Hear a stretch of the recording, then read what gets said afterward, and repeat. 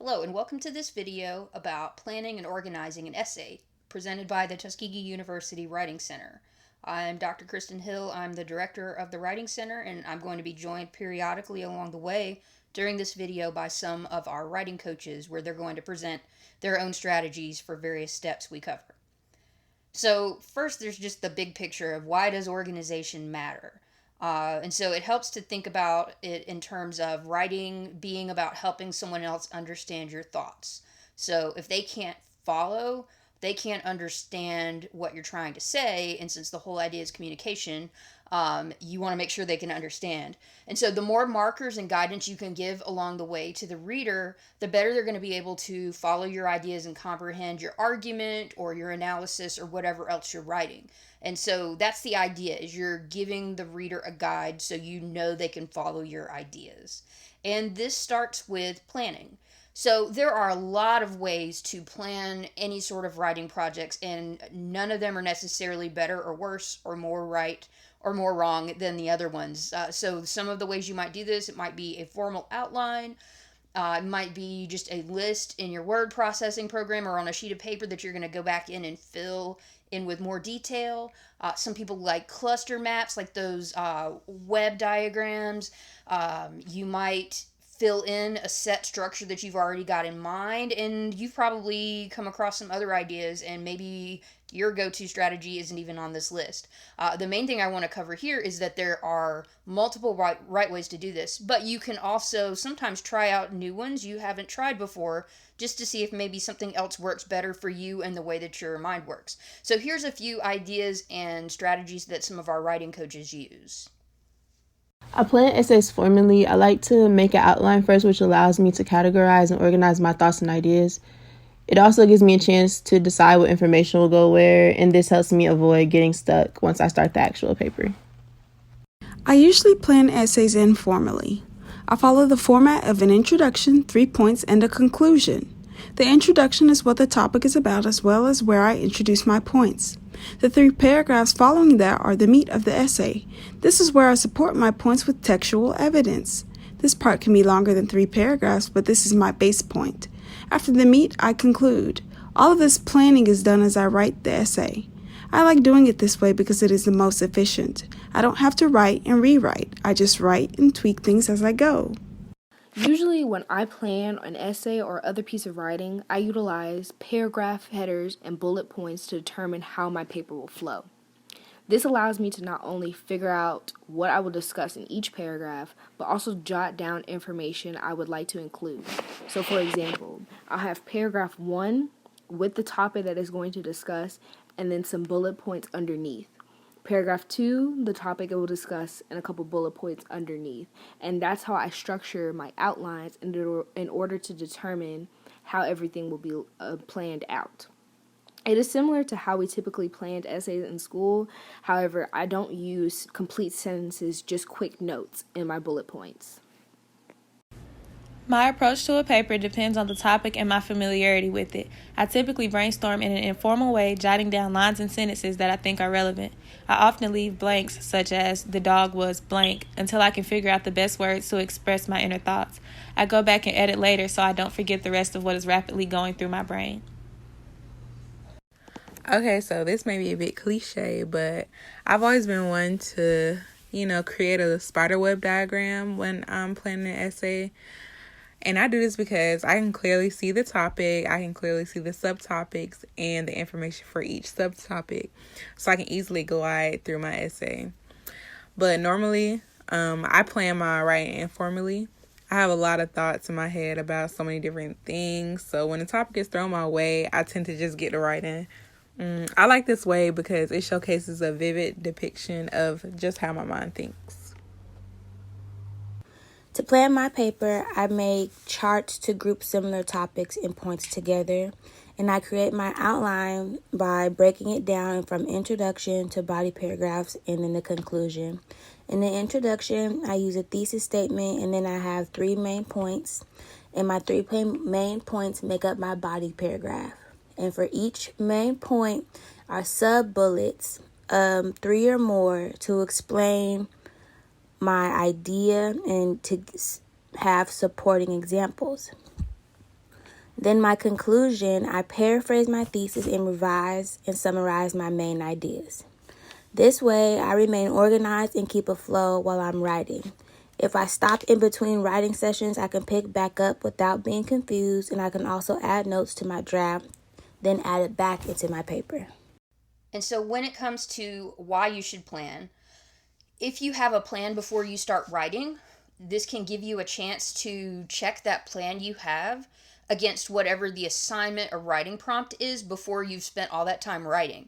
If you didn't plan and you just kind of like freestyled it, you might go back and look at the assignment after you've written 3 pages and realize that it isn't even on the topic that the teacher asked you to do, or maybe you went in a totally different direction. Now you have to start over. If you've got a plan and you check that plan against the assignment or the question or whatever it is, then that lets you know before you devote all this time to it whether you're on the right track.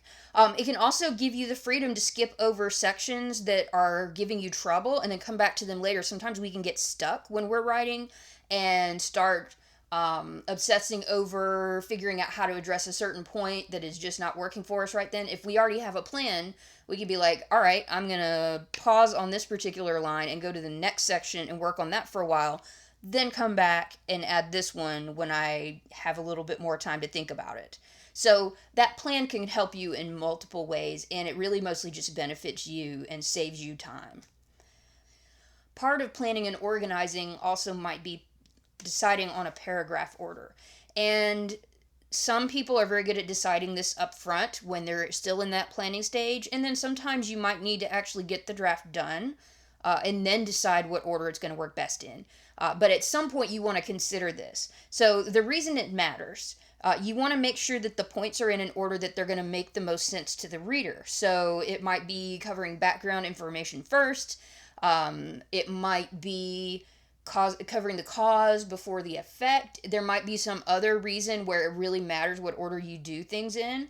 And then the clearer your reason for your order, whatever that reason is, the more likely the reader is going to be able to follow your thoughts. Whereas if it feels like you're jumping around randomly or going back to things that should have been covered earlier, that might start to confuse the reader and make it harder for them to follow what you're trying to say.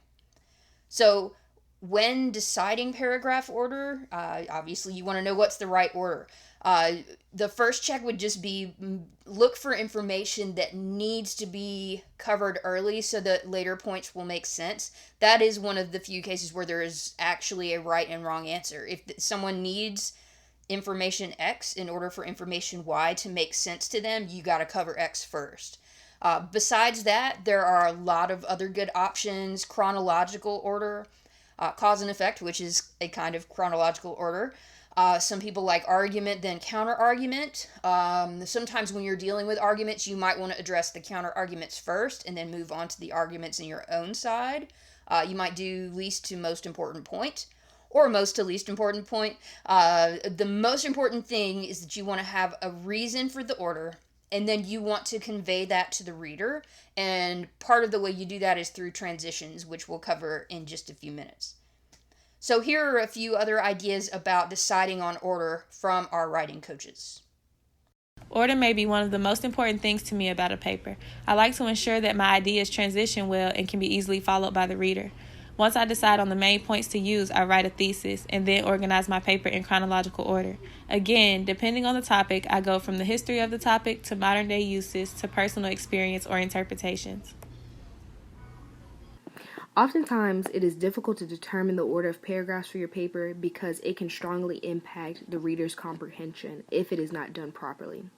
For prompt-based papers, I usually begin with background information on the topic, then introduce my thesis statement. And then I will discuss my 2 to 3 points in the body paragraphs, followed by the conclusion. I find it helpful to constantly read the paper out loud and see how it may sound to someone else.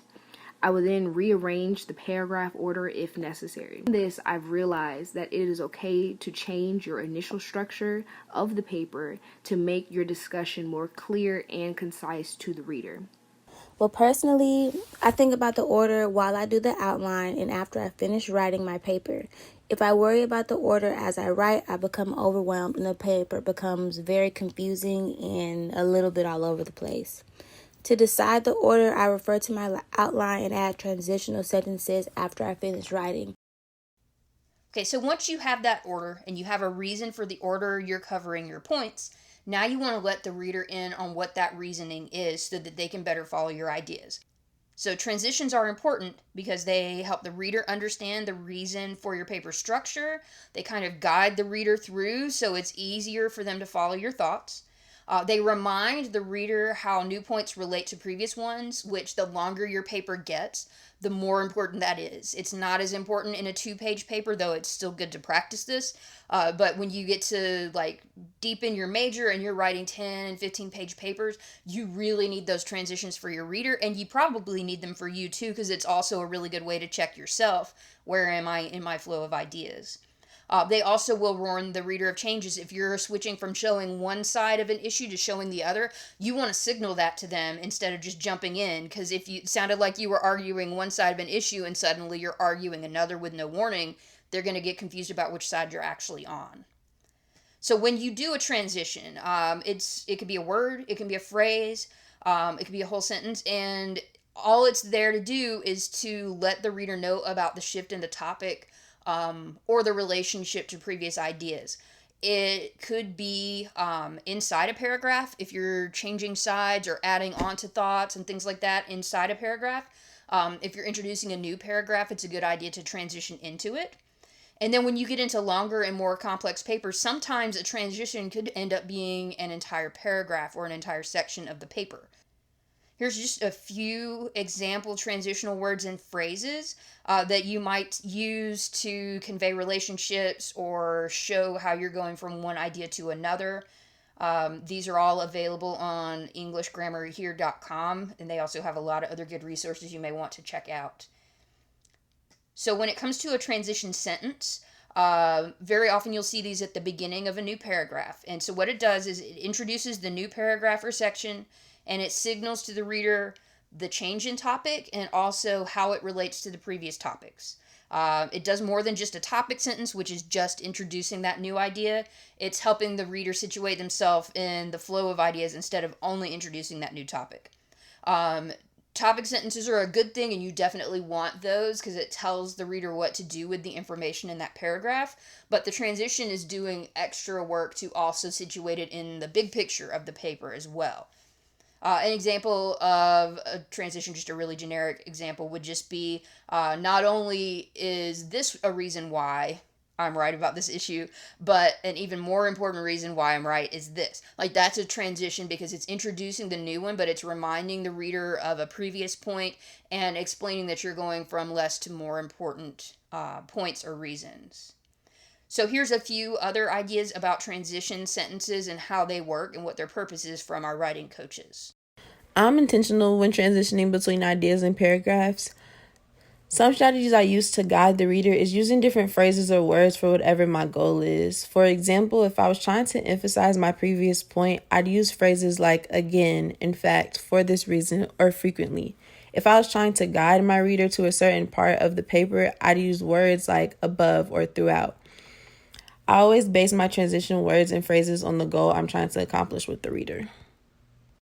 I'm very intentional about transitioning between ideas and paragraphs because otherwise the transition will be abrupt. In order to transition smoothly, I usually use a comparison or contrasting point. There is usually a similarity or a difference with each point that you can use to transition. To add spark to my paper, transitions are very important, and I believe they're important to add a flow and to make the ideas connect. I don't like ideas that are just placed on the paper and there's no transition to where it came from. I try to create a bridge-like sentence when I switch from one topic to the other, and I make sure each topic relates to the other so the reader makes the connection between the ideas. Okay, so we're going to just end this video on a few bigger picture things about organization. So the overall goal of organization in any kind of writing is that you want to make sure the reader can follow your ideas without having to go back and look at previous points or pages. If they need to remember something you mentioned before, go ahead and remind them of it, jog their memory. A test for good organization that I actually have stolen from my own freshman English teacher, Dr. Noreen Lape.